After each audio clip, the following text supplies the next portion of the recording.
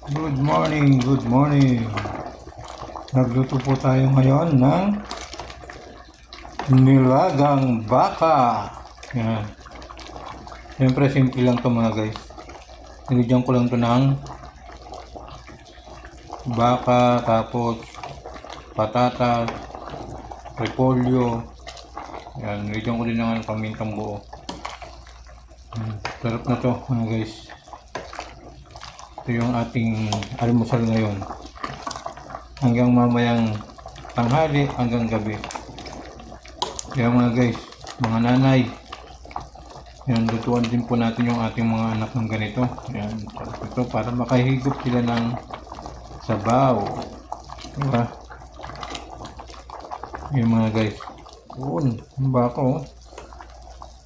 Pinakuluan ko ito ng ng 2 oras at kalahati yung baka.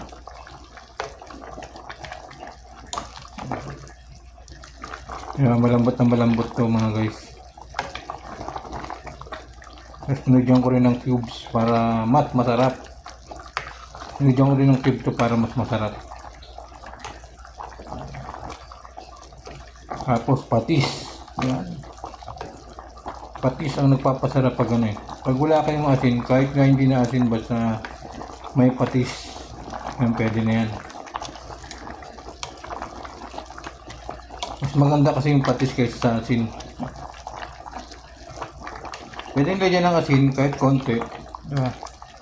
Yan ang ating ulam for today.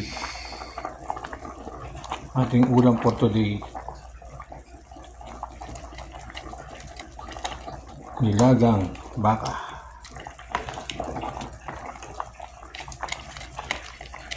Umuusok-usok pa yung mga guys, oh. Diba? Umuusok-usok pa yan. Ayan mga guys. Ito yung medyo okay na. At tayo kakain na.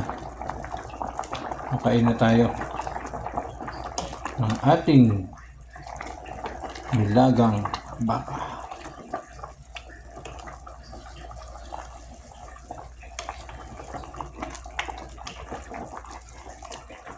Nilagang baka.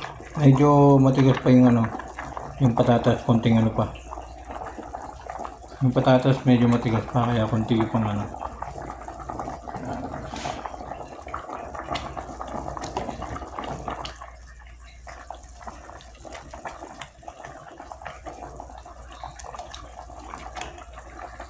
Yan, thank you so much po sa inyong lahat.